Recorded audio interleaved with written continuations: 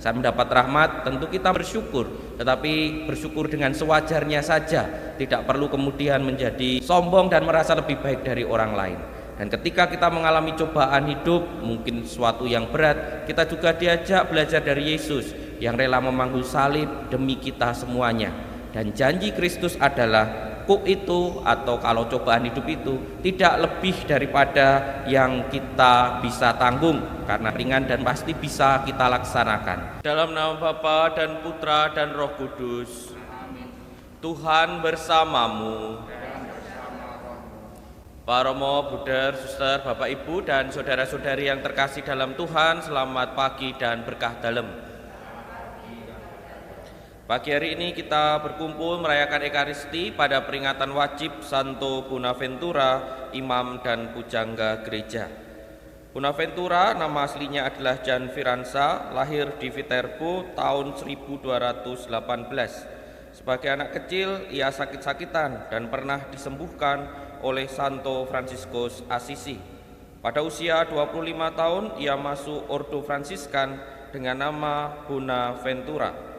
Meski masih muda, ia diserai pemimpin tertinggi pada tahun 1257 sampai 1274 karena kecakapan dan ketekunannya. Gagasan-gagasannya yang diresapi semangat Injil ditulisnya dalam banyak buku rohani. Sekalipun begitu berat, namun wataknya tetap lemah lembut, dan ia akan menjadi uskup agung Albano dan meninggal dalam konsili Lyon. Marilah bersama dengan Santo Bonaventura kita juga belajar untuk terus datang kepada Kristus yang lemah lembut dan rendah hati. Marilah berdoa.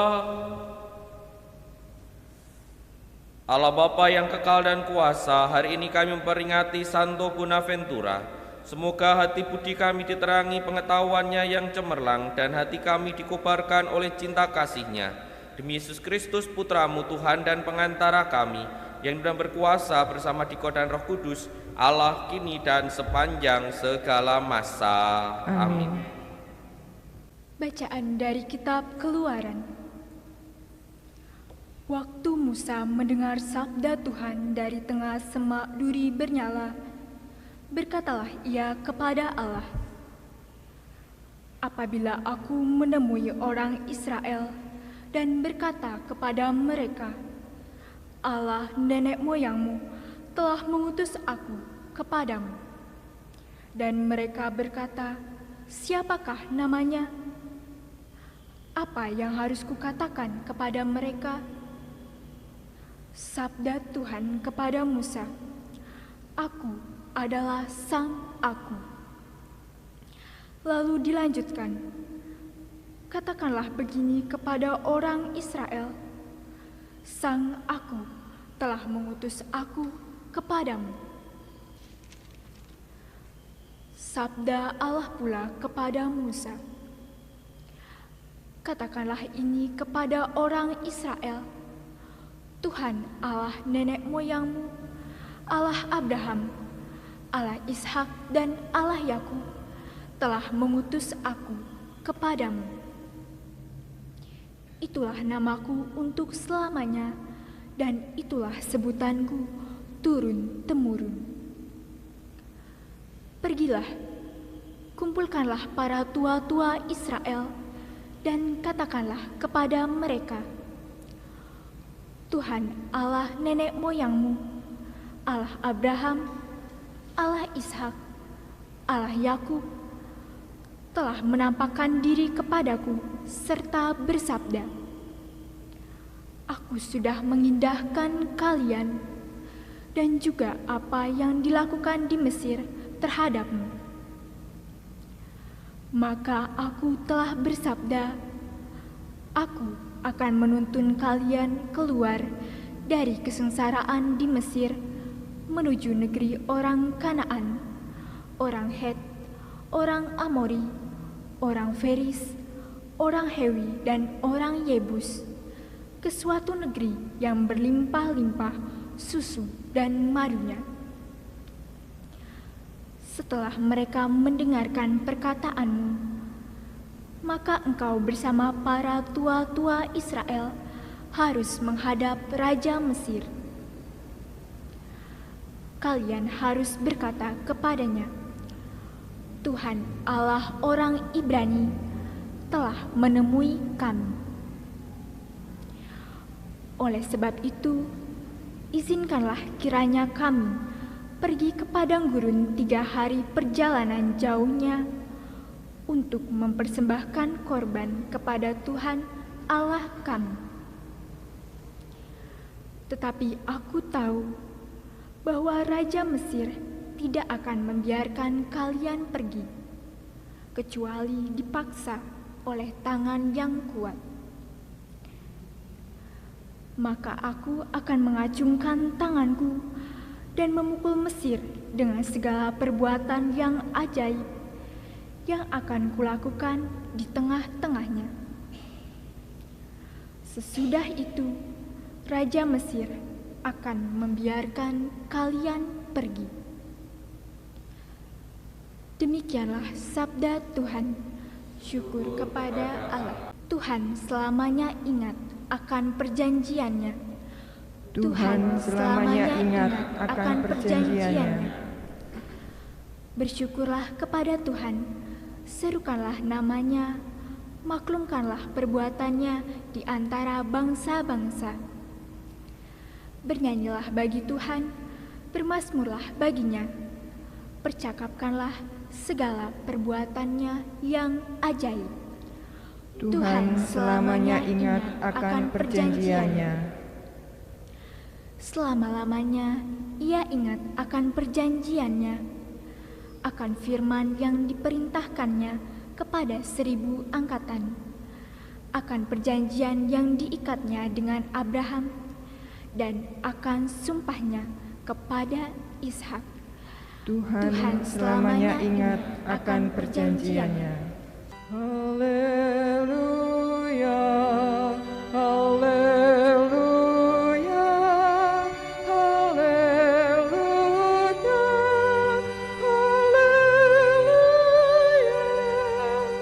haleluya, haleluya, haleluya,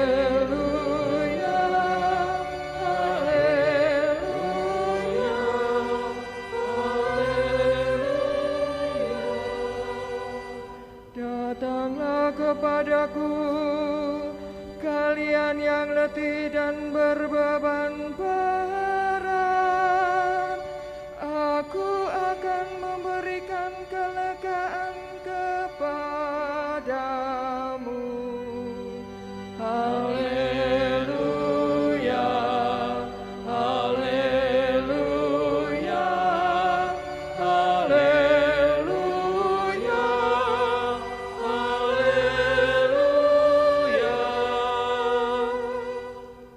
Tuhan sertamu dan sertamu juga. Inilah Injil Yesus Kristus menurut Matius. Dimuliakanlah Tuhan. Sekali peristiwa bersabdalah Yesus, datanglah kepadaku kalian semua yang letih lesu dan berbeban berat, aku akan memberikan kelegaan kepadamu. Pikulah kuk yang kupasang dan belajarlah padaku, karena aku lemah lembut dan rendah hati, maka hatimu akan mendapat ketenangan. Sebab enaklah kuk yang kupasang dan ringanlah bebanku. Demikianlah Injil Tuhan, terpujilah Kristus.